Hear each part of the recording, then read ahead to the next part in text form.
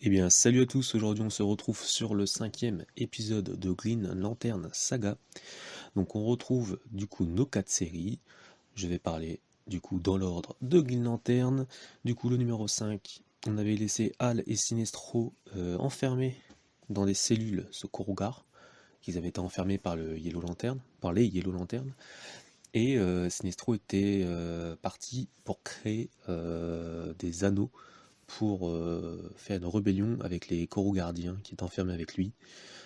Sauf que ces Korugars ils vont vouloir se rebeller contre Sinestro. Et le truc c'est que vu que c'est des anneaux qui sont créés par son anneau à lui, ça ne lui fait rien. Exactement comme ce qu'avait essayé Hal Jordan. Quand il avait fait son anneau, il avait voulu se retourner contre Sinestro, ça n'avait pas fonctionné.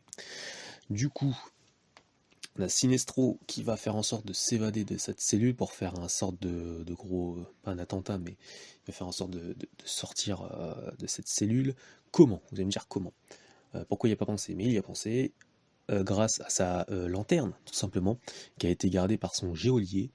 Et là, en fait, il va faire une explosion avec sa lanterne. Du coup, ça va mettre un petit peu tout le monde en bras-le-bas de combat à l'intérieur. Et les Sinestro vont repartir dans la batterie centrale, jaune du coup. Et pourquoi ça n'avait pas fonctionné la première fois? Parce qu'en fait, Hal, il était parti dans cette batterie centrale, sauf que en prenant la batterie de Sinestro, la batterie du coup est liée à Sinestro. Et n'avait pas fait le rapprochement Sinestro, Hal, Sinestro. Du coup, ça l'avait rejeté. Du coup, là, ils sont partis à deux dedans. Ça fait en sorte que tout a été mis en stop.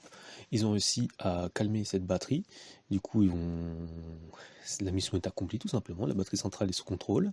Le corps des Yellow Lanterns, du coup, est plongé dans un coma. Il y a Sinestro qui va repartir sur OA avec la batterie. Korugar, du coup, est libéré. Et Korugar, les Korugardiens, vous avez les plus jeunes qui sont en admiration, entre guillemets, devant Sinestro, mais les plus anciens, ceux qui connaissent le background, ceux qui ont connu les années Sinestro, eux, décident de le renvoyer. Ils sont là, ils se disent, mais non, mais dégage. C'est pas parce que t'as fait ça que on est content, casse-toi. Et Hal, de son côté, lui, il va repartir sur Terre pour déclarer sa flamme, du coup, à Carole. Et sur la dernière page, dans l'ombre, on va voir les gardiens. On va voir les gardiens qui parlent de libérer le premier gardien et de lancer leur troisième armée. Voilà, tout simplement. Donc là, on peut dire que c'est la fin d'un premier arc pour la série Green Lantern, qui était somme toute pas mal. Classique, je trouve, classique. Pas mal. Pas non plus waouh, extraordinaire, mais c'était pas dégueu. Après, on se retrouve sur Green Lantern Corps numéro 5. Donc là, on avait laissé Guy Garner avec son équipe, parce que là, avec son équipe des gardiens qu'il avait, avec des lanternes, je veux dire, qu'il avait ramené de la planète, donc où ils avaient fait leur petite guerre face à ces soldats ninja, je sais pas si vous en souvenez. Donc Guy là va essayer de mettre en place une équipe pour aller récupérer les lanternes perdues et du coup John Stewart qui en fait partie aussi. De là, il va aller demander à Kilowog une liste des têtes brûlées du corps et où les trouver. Donc Kilowog va expliquer que bon bah Guy Garner c'est pas le seul mec qui a la tête brûlée du Green Lantern Corps et il va lui dire où le trouver et en fait ils ont posé leur groupe sous le bar de Guy Garner, donc le bar qui s'appelle le Warrior. Donc Guy va y aller, le groupe va se former avec le groupe de base de des premiers numéros de la série, voilà, et de là le plan va se mettre en place. L'explication du coup des conservateurs aussi est un peu plus mise en avant. Le fait que les lanternes étaient un plus pour le bien de leur planète, ça les aidait dans l'écosystème de leur planète. Donc c'est le fait que les gardiens avaient enlevé les batteries de cette planète qui a fait sombrer leur lieu de vie, quoi, tout simplement. Donc après, eux sont partis en vrille, quoi. On va voir le reste aussi des lanternes pris par les conservateurs se faire torturer. Donc voilà, ça fait un petit parallèle aussi avec la série Green Lantern. Et Guy Garner a une idée. Il a une idée. il va sortir 2 Yellow Lantern pour faire partie du groupe. Et on comprend pas vraiment comment il va les exploiter. Mais on sait qu'il va utiliser leur peur en fait contre les conservateurs qui eux tournent comme les Green Lanterns à la volonté, parce que du coup il y a un lien avec les lanternes, les lanternes tout simplement. Et sur les dernières pages aussi, on voit qu'ils sont partis récupérer des armes à feu. Donc ils sont allés face à des vaisseaux pirates et ils les ont dévalisés, quoi. Voilà, tout simplement. Donc on a l'impression de voir un vieux western et tout c'est où il y a des mercenaires et en fait les Green Lantern en plus à la tête il y a Guy Gardner. Puis ce groupe de têtes brûlées là, on voit vraiment un vieux western de têtes brûlées de mercenaires. Et moi j'aime vraiment la tournure de cette série, quoi. Sincèrement, cette série commence à prendre le top 1 de ce Green Lantern Saga limite. Donc voilà. Je vous ai dit aussi que j'allais parler des quelques dossiers qu'il y a. Bon, les dossiers là, il y en avait deux par rapport. Il y en avait un sur Kilowog et un sur Salak. Donc c'est global, hein, sur le personnage, bien sûr. Donc après, il parle aussi de la période après Crisis on Infinity Earth. Donc où vous avez Hal Jordan qui va regrouper des Green Lanterns pour s'occuper de la Terre. Et en fait, il a créé son groupe de lanternes. Et du coup, les deux en faisaient partie.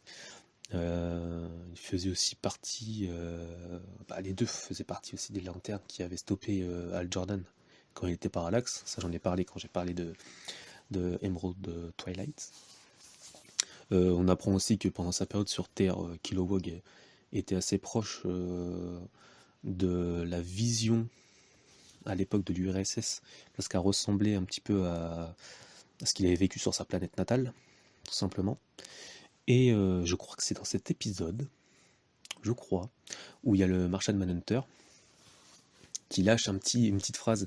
Il a lâché un missile aux lanternes avant de partir en mission. Je pourrais pas vous dire exactement la phrase que j'ai plus en tête, mais il dit clairement faites ce que vous n'avez pas fait sur Krypton et sur Mars, sauvez la planète Terre. Le mec, il a lancé un missile comme ça. C'était. Là, franchement, le Martian Manhunter, il parle pas beaucoup, mais quand il parle, il envoie du steak. Donc voilà. Alors, à partir de là, moi je vais parler aussi de New Gardens numéro 5. Du coup, le groupe des New Guardians, du coup mené par Kyle, parce qu'en fait, comment il s'appelle, Larfreeze, il est resté dans sa baraque. Le groupe va se couper en 3 équipes de 2 pour exploiter les planètes, vous savez, de ce système, de ce gros vaisseau qui ressemble à un système solaire. Et pendant ce temps, on va voir Bliss, du coup, retourner auprès d'Atrocitus, parce qu'elle ne fera pas partie du groupe. Et tout ce qui s'est déroulé, New Guardians 1, 2, 3, 4, ça se passe avant Red Lanterns numéro 3. Et aussi dans cet épisode, dans New Guardians 5, on va voir le moment où Atrocitus va foutre Bliss dans l'océan. Donc voilà, donc on raccroche un peu les wagons. Voilà. Je vous avais dit ça dans les précédents que je comprenais pas trop la timeline. Maintenant voilà, c'est expliqué. Du coup, les duos, ils vont se faire attaquer par chaque tribu des planètes qu'ils ont visitées, et ils se rendent compte que en fait ils ont peur d'un ennemi avec un symbole d'un des corps. Et on va se rendre compte que c'est le symbole de l'agent orange. Ils ont peur de Larfreeze. Il y a même une statue de Larfreeze en mode gargouille et tout. Et parce que Larfreeze, lui, il a laissé une de ses créations. Et c'est cette création qui est en duo avec Kyle, du coup. Et d'un coup, là, la grande menace se montre. C'est Invictus, l'archange Invictus, comme l'appellent les peuples de cette planète, qui va sortir du soleil. Il sort de son pain de soleil, on va dire. Et il va aller venir combattre, du coup, notre groupe de lanternes, tout simplement. Donc voilà, donc toujours la série qui m'intéresse le moins.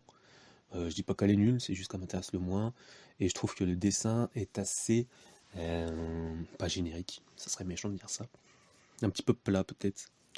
Un petit peu plat. Voilà. Voilà, c'est tout. Rien de plus. Voilà, la série prend, continue son petit bonhomme de chemin, tranquillou, quoi. Sans vraiment de grands waouh, quoi. Pas comme la Green Lantern Corps, où là je me dis, ah ouais, là c'est intéressant, c'est même très intéressant. Donc voilà. Alors, du coup, on passe sur la Red Lanterns numéro 5, sur cette petite série. On a Atrocitus, du coup, qui va chercher le corps de Krona, qui n'est plus sur sa stèle. Donc pour lui, c'est Blizz qui est derrière tout ça, mais Blizz, elle n'y est pour rien. Et elle lui dit que les gardiens, en fait, que le gardien, du coup, il est peut-être en vie, voire ressuscité, quoi. Donc, vu que cette espèce, oui, elle est quand même maligne, hein, les gardiens, faut s'en méfier, quoi. Du coup, Blizz va aller sortir les 3 lanternes de l'océan de sang que Atrocitus avait renvoyé. Et du coup, les soldats sortent de cet océan avec une rage qui est beaucoup plus contrôlée qu'avant, et ils ont leur conscience, du coup. Voilà, ils ont leur conscience, ils contrôlent leur rage, et ça fait d'eux des soldats puissants. Du coup, Blizz n'est plus la seule, il y en a 3 autres. Et pendant ce temps, sur Terre, on a les 2 frères, du coup terriens, qu'on suit depuis voilà, 1 ou 2 pages par, par chapitre.